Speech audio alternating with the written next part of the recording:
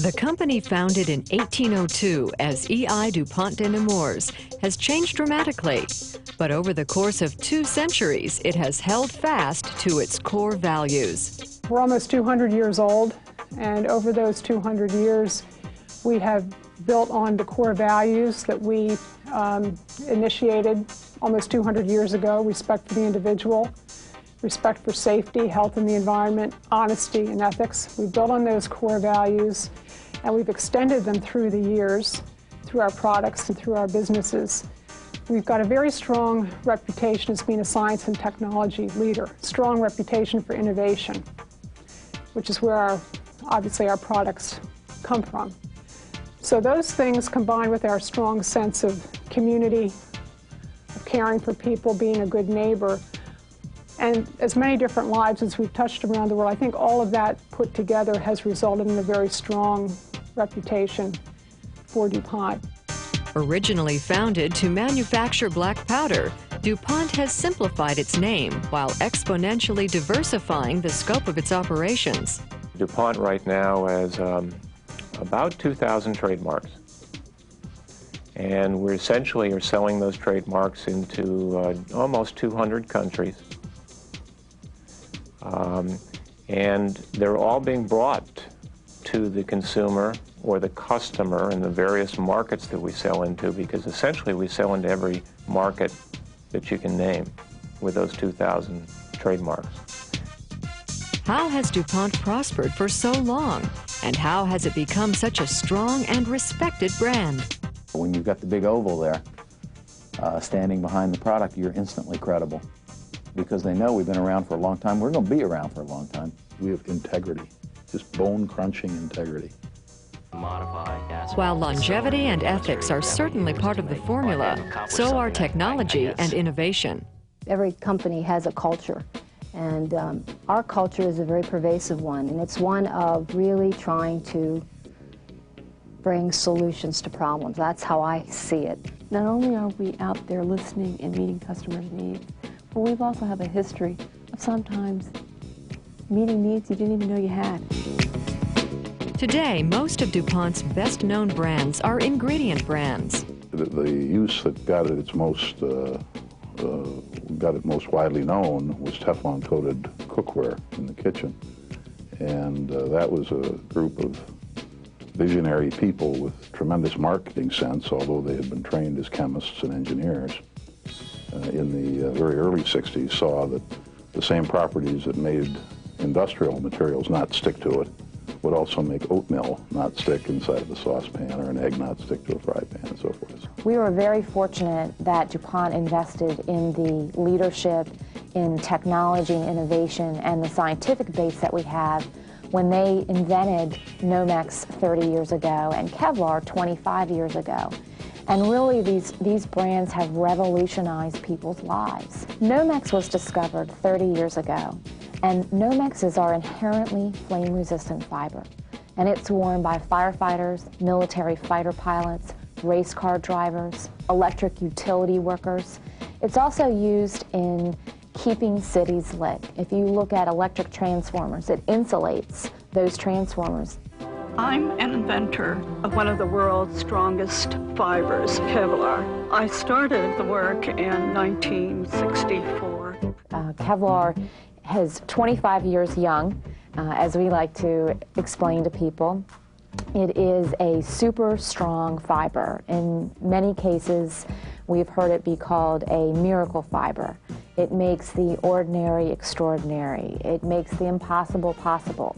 It's used in applications such as ballistic vests. If you look here at this example, this is a ballistic vest, or a bullet-resistant vest, probably as it's more commonly referred to, that a police officer wears. Kevlar is 5 times as strong as steel. It's used in ski, racing, in helmet, golf, tennis rackets, bullet-resistant vests. I'm still working for DuPont. Every day is a new learning experience. You are going to love this house. As you can see, it's hardly been lived in. Corian countertops are created for cooking. I don't think the woman knew how. Corian's virtually stain-proof, so you can And the bathroom, immaculate. No kids, no pets. And Corian surfaces stand up to... They must have been a quiet, elderly couple. DuPont Corian, created for life. You've got, you know, marble and granite on the one side that's out there. It's been around for thousands of years. And then you've got laminate that sells for maybe 1/10 to 1/15 of the cost. But yet laminate is actually more stain resistant, easier to clean, more hygienic. And then you got Corian that comes in right in the middle. It brings the durability and the imagery of a stone type product and the hygiene, the cleanability, and the practicality of a laminate product. Is my little precious hungry?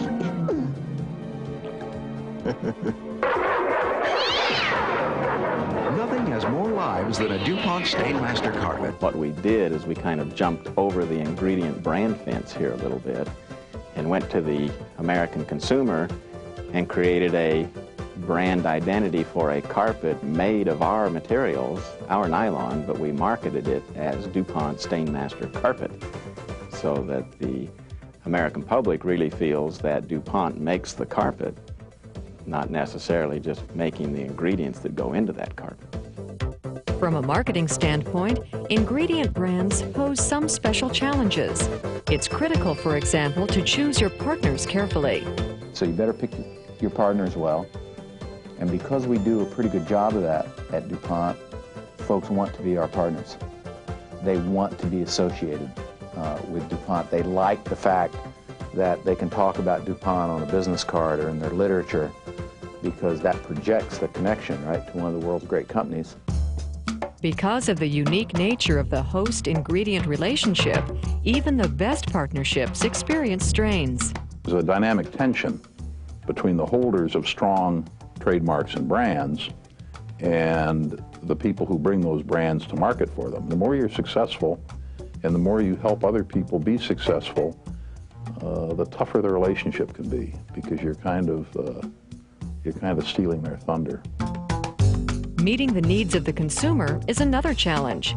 When you have an ingredient brand, it's important that the final product meet the needs of the user. And how do you do that? If you're just one ingredient in a larger series, a larger system, or a larger number of components. And yet another hurdle is making sure the message you communicate is consistent. When you have an ingredient brand, it's used in a wide variety of niche markets. So you have a lot of territory to cover.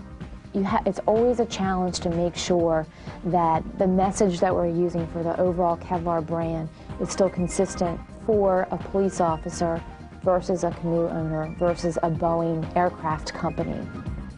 But when you do it right, as DuPont usually does, there are some definite advantages to being an ingredient brand. And the beauty of being an ingredient brand instead of a finished product brand is that I can be an ingredient in lots of stuff, right? Whereas the more you're known as a finished product brand, that limits your capability to move over and be a finished product brand in a totally different category. The ultimate sign of success just might be when an ingredient brand becomes perceived by consumers as the primary brand. We were able to take ingredient products that were considered to be almost commodity products, fiber, chemicals, and take that and position it in a way to today's consumer where they felt they were buying a Stainmaster carpet actually manufactured by the company who was supplying the ingredients when we are in fact not. But in the long run, that became successful for everyone along the value chain. We were able to move ourselves from a commodity position into a branded position. DuPont's brand management success is due in part to a strategy that is both long-term and big picture. I think one of the key strategies with any successful ingredient brand is to focus on the future and where you're going. One way DuPont stays focused is by adhering to a set of branding principles. There are 5 principles that we follow in our DuPont brand management. First of those is personality management.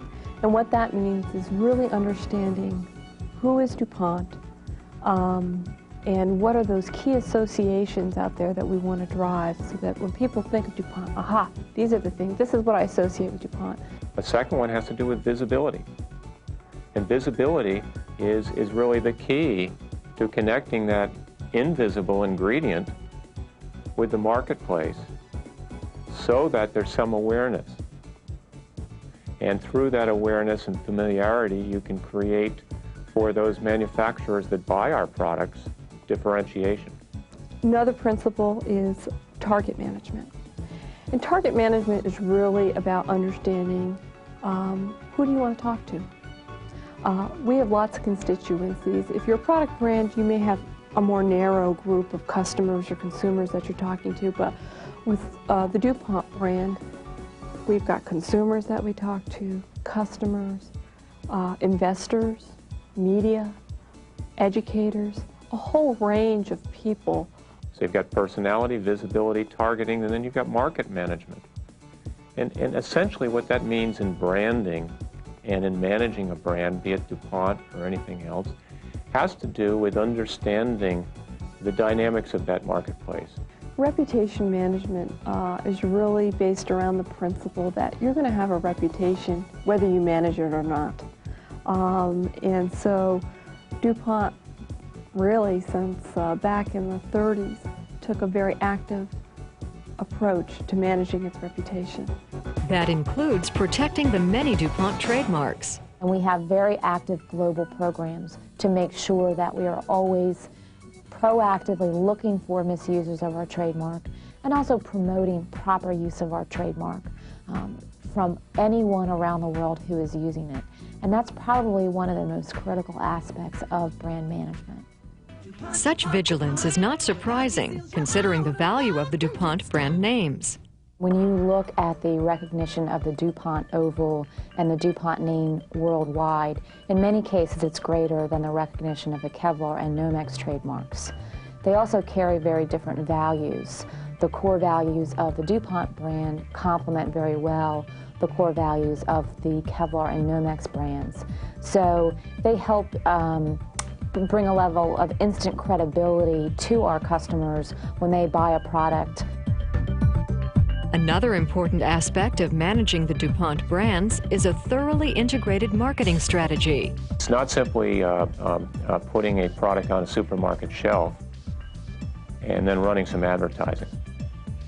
It's a wonderful challenge in terms of how can I use all the different tools that are out there to connect with the populations that might have an interest in this product. Given the situation that most of these products you can't see, they disappear. We have high-level messages around what are the core values of the Kevlar brand or what are the core values of the Nomex brand that we communicate consistently across segments, as well as more specific product information and technical information that we communicate to those particular end uses or those particular market segments.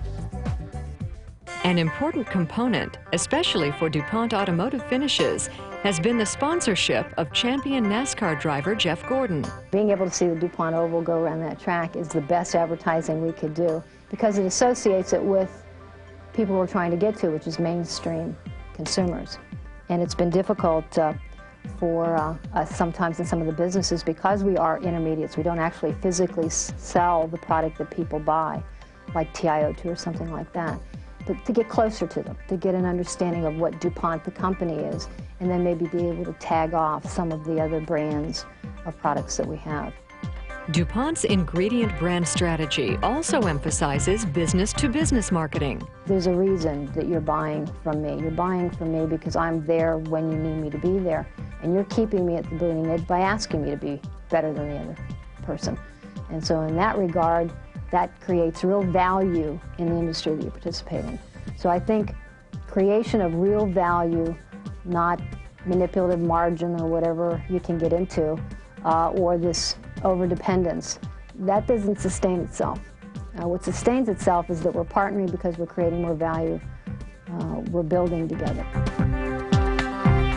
DuPont Stainmaster utilized the integrated communications strategy for maximum impact. We built the Stainmaster brand in the day when television was more affordable and there wasn't quite as much clutter in that marketplace as there is today. And today it becomes very expensive and it's much harder to develop a brand through television.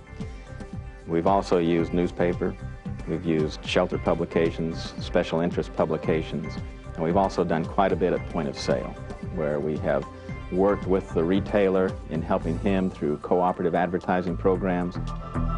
The point of purchase and co-op promotions were triggered by the results of a brand awareness survey. If you have DuPont Stainmaster prominently displayed in that store, then 90% of the people who walk into that store are going to recall their predisposition to that brand.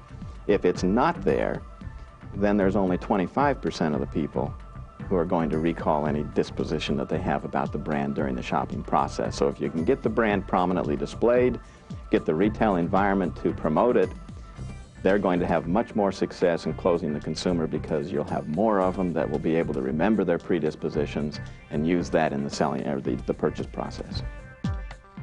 Stainmaster's TV ads took an up-close and personal approach, a DuPont first. The DuPont Stainmaster advertising took DuPont out of the ivory tower, so to speak, and brought it into the living room of America, because we used humor, we used family situations, we used children, we used slice-of-life type things to show how the use of Stainmaster in your home could make your life better. Do certain women possess a beauty secret you do not? Yes. DuPont certified Stainmaster Luxura carpet. It's richer, it's thicker, and it's Stainmaster.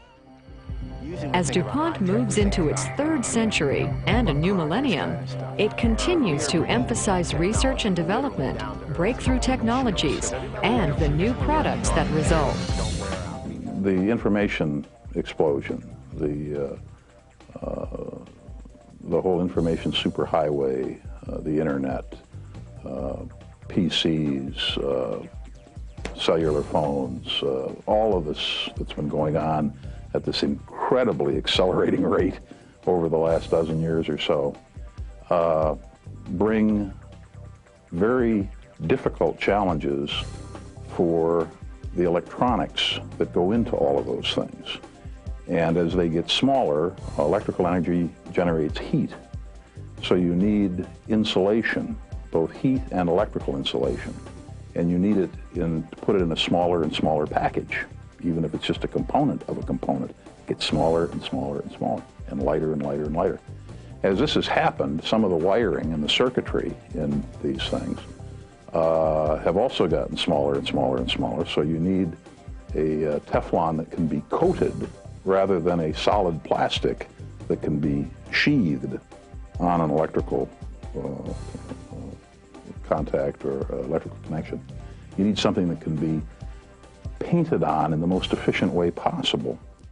Corian, which was originally developed in a garage, is a good example of DuPont's long-standing commitment to R&D. They made the decision to stick with it and invest in it and lose money for a while.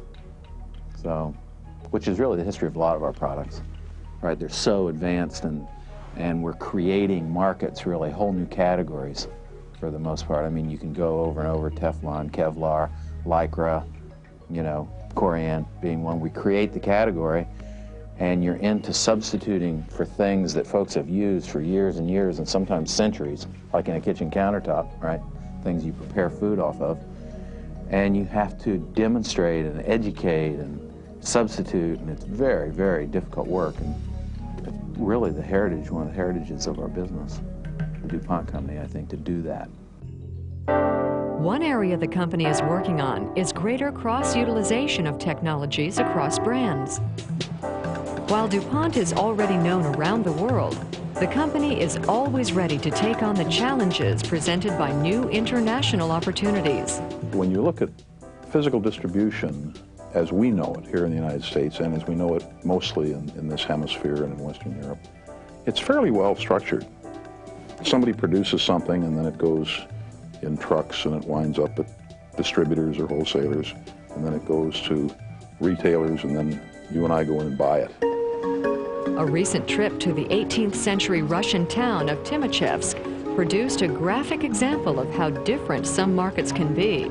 It's actually a crossroads, and they have a kolkhoze, which is collective farm, huge collective farm there. And it was about, I guess, 10 o'clock in the morning when we were coming to this place. And there was a large tanker, a tank truck there. And there were farmers coming from all over, tractors, animal-drawn carts, wheelbarrows and so forth, and they had 5-gallon cans and 10-gallon cans. This was their gas station. And we talked to our Russian host about it a little bit, and that's the way they distribute outside of the cities. Between 7 and 7:30 on every other Tuesday, the tanker truck will be here at this crossroads, and people will go out and get their gasoline, their kerosene, their whatever. Thanks to DuPont's long-standing tradition of innovation, the wheels are already turning. We can own the trucks. We can form joint ventures and alliances that own the trucks. We don't have to wait until Sears Roebuck comes to Timushet. DuPont is proud of the fact that it just may be the youngest 200-year-old company in the world. The exciting part of our world is that we've created so many categories, so many markets, so many products, and we are providing value, but we're constantly wearing a hair shirt. We're constantly saying to ourselves, well, that's not good enough. Can we improve this product we've already introduced, or what else is there?